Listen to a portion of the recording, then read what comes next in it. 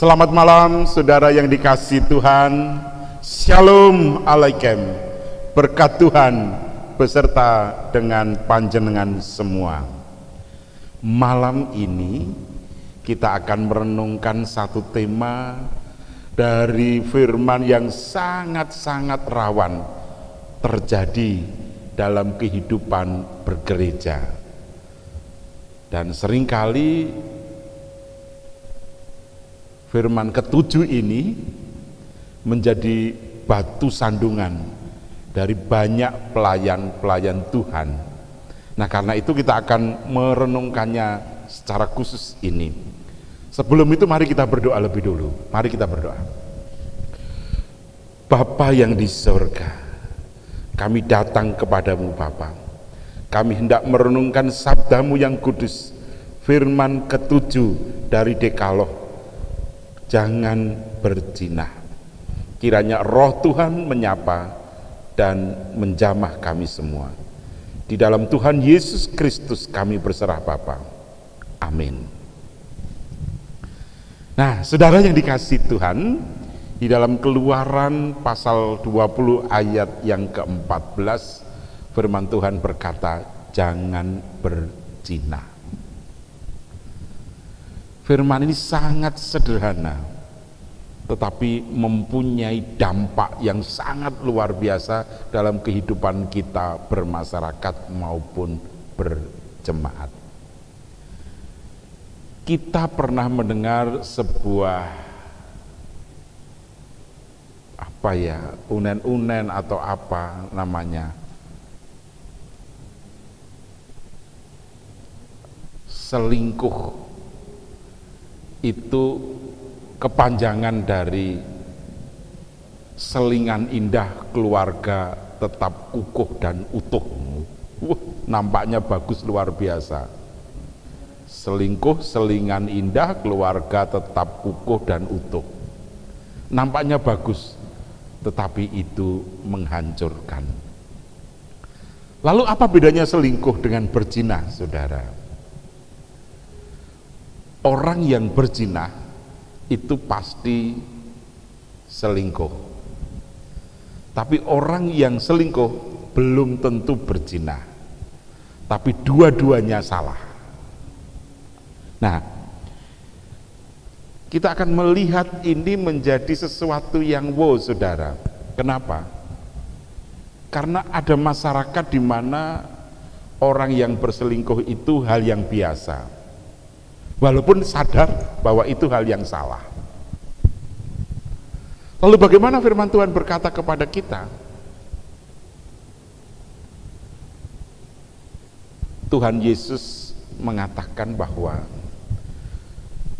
selingkuh dan kelanjutannya itu berzina, itu mengancam kehidupan berkeluarga. Lalu di mana itu ancamannya? Nah, kita akan memahami ini semua dalam beberapa hal, saudara.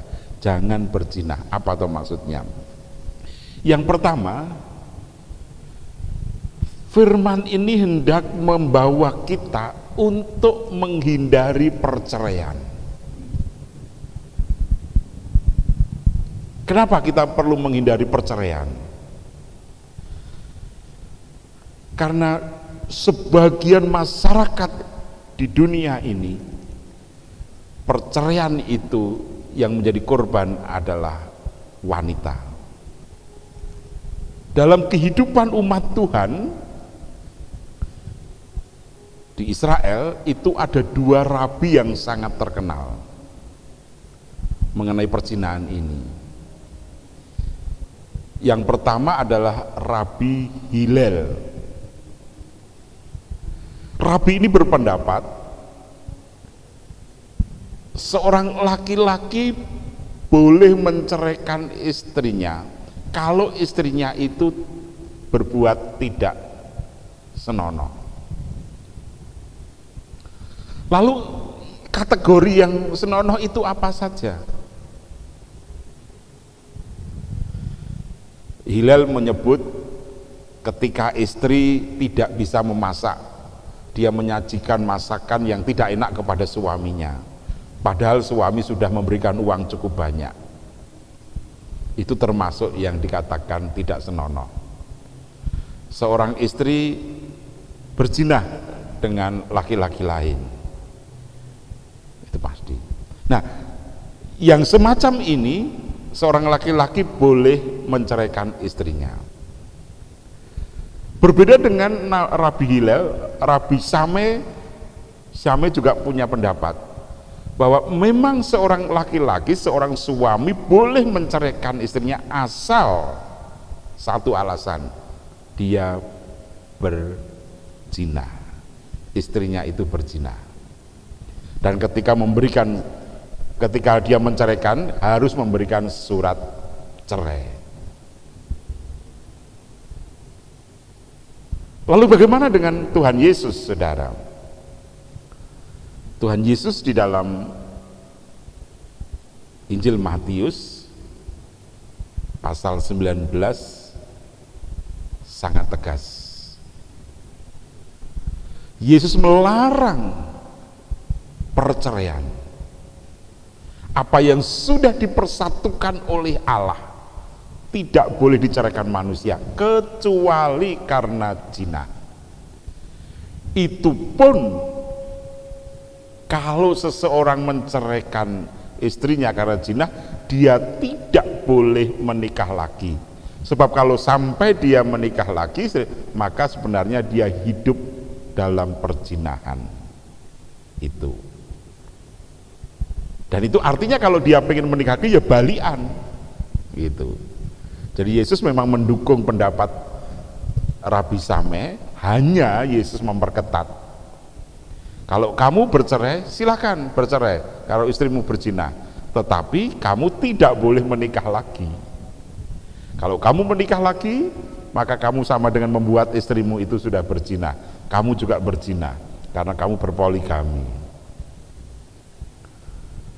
Nah, kalau bagaimana kalau ingin menikah? Ya balian. Nah, hukum ketujuh ini jangan berzina itu mencegah perceraian. Karena bagaimanapun juga perceraian itu akan mencederai banyak hal, mencederai kasih sayang. Dia nggak akan bisa jujur, dia nggak akan bisa tulus ikhlas. Nah, hukum jangan berzina mengajak kita untuk mencintai keluarga, untuk mencintai keluarga besar, anak-anak, istri, suami, dengan kejujuran, dengan ketulusan, dengan keikhlasan. Inilah kehendak Tuhan. Lalu kalau itu menghindari perceraian, kapan itu seseorang berakhir ikatan perkawinannya? Ketika mati memisahkan. Nah, di situ saudara. Jadi ikatan perkawinan itu akan tanggal dengan sendirinya ketika salah satu itu. Jadi kalau ada seseorang yang karena perzinahan kemudian dia bercerai, dia harus tetap dalam kondisi masing-masing. Hanya kalau salah satu sudah dipanggil Tuhan, maka yang masih hidup dia boleh menikah lagi. Hanya bahayanya kalau dia ingin menikah tetapi tidak mau balian dengan istri atau suaminya, itu bisa doanya sing elek. Apa harapannya dan do mati, itu salah satu supaya saya bisa nikah lagi. Nah, ini yang nggak diperkenan oleh Tuhan. Karena itu kalau kita memahami hukum jangan berzina, maka yang pertama-tama kita diajak untuk menjaga kekudusan, kesetiaan, dan menjaga keikhlasan. Nah, itu artinya apa? Artinya kita harus berusaha dengan sungguh-sungguh menjaga keutuhan keluarga. Jadi jangan berzina itu mencegah perceraian. Itu berarti kita diajak untuk mengasihi, untuk jujur, untuk ikhlas, dan untuk berjuang mewujudkan keutuhan keluarga. Itulah jangan berzina.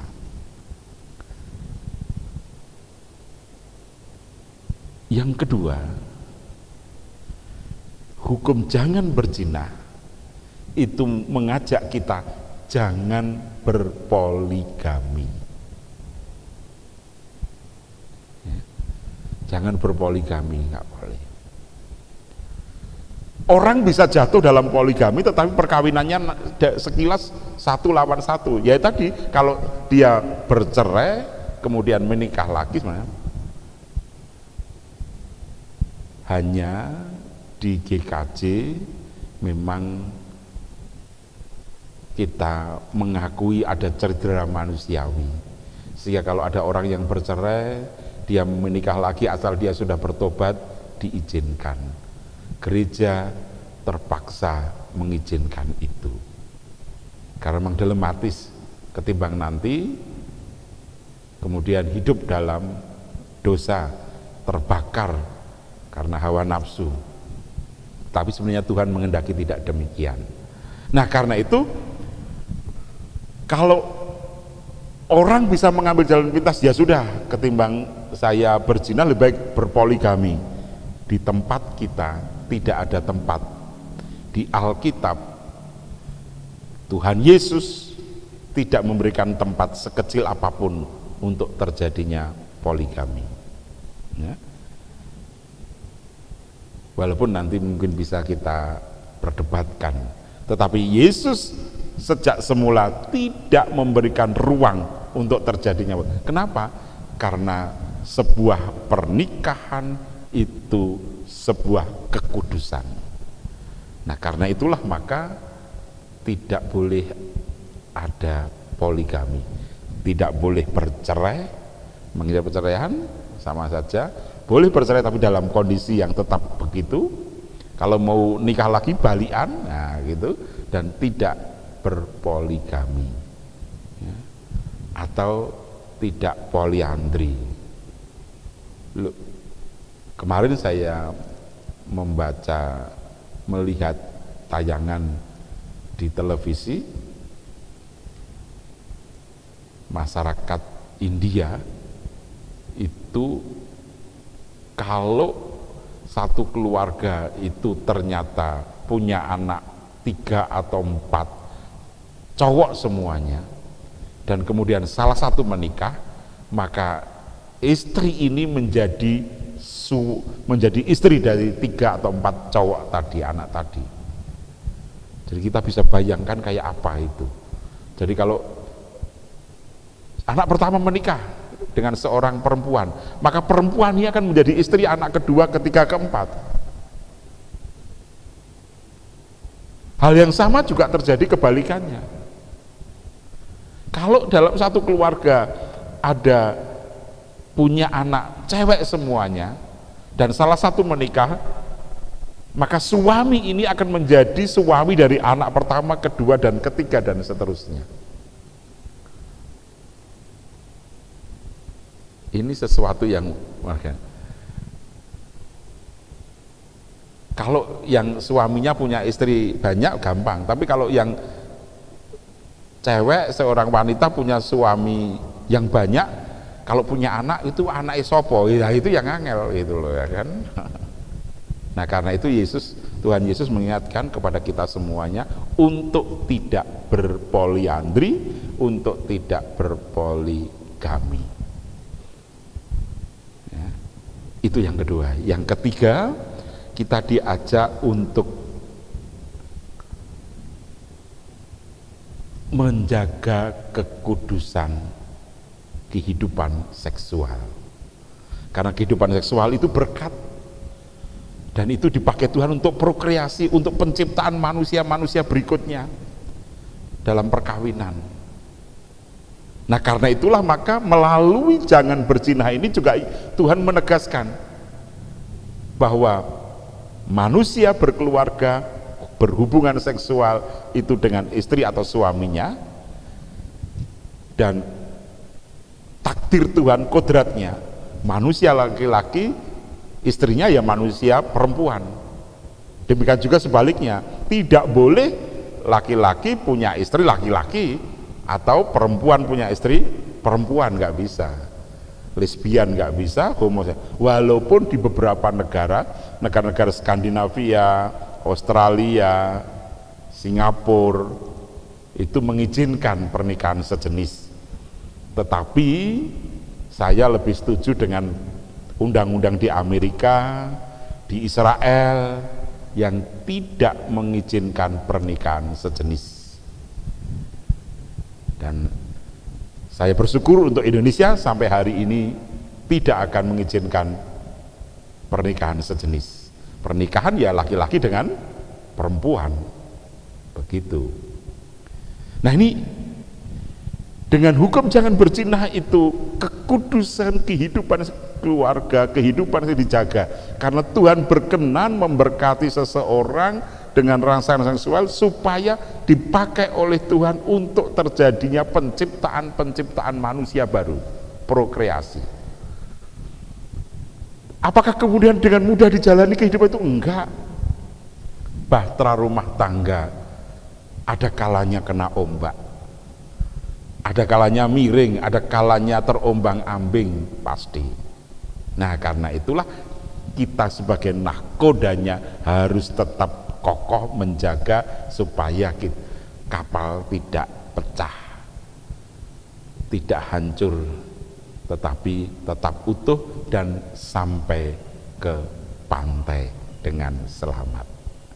Demikian juga dalam kehidupan kita sebagai keluarga Tuhan, ibaratnya kita adalah bahtera yang dipandu oleh Tuhan.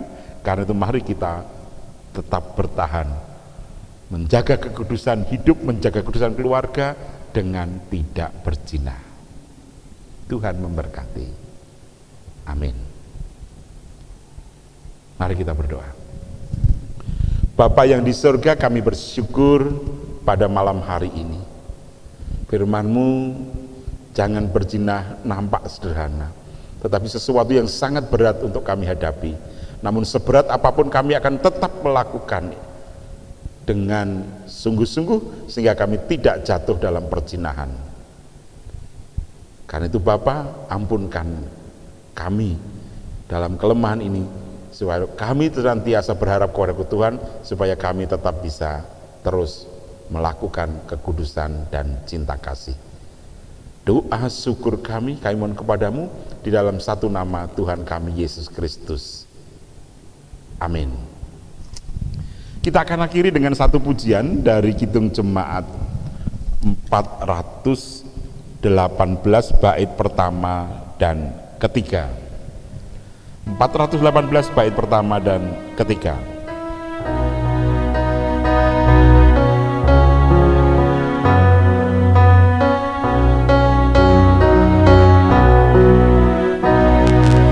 Bahtera yang dipandu Yesus, panji salib tandanya, itu bahtera keselamatan bagi orang yang resah. Meskipun badai menyesal dan ombak menderu, dipandu Tuhan bahteranya ke pantai yang teduh.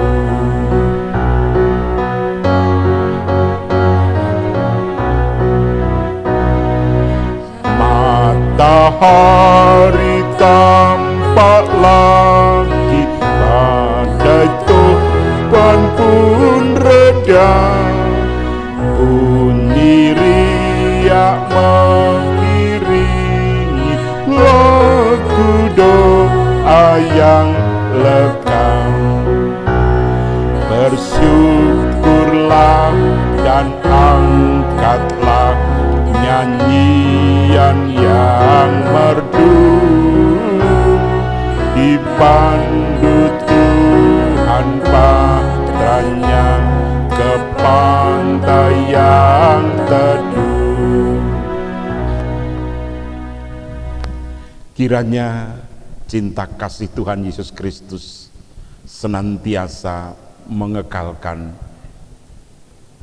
hubungan cinta kasih manusia, dan kiranya damai sejahtera Allah Bapa terus menopang dan menguatkan cinta kasih insan, dan zaman kuasa Roh Kudus membimbing menuntun cinta kasih keluarga dari sekarang sampai selama-lamanya. Amin. Terima kasih, sampai ketemu Selasa pagi, tapi jangan lupa like dari akun kita ini. Amin.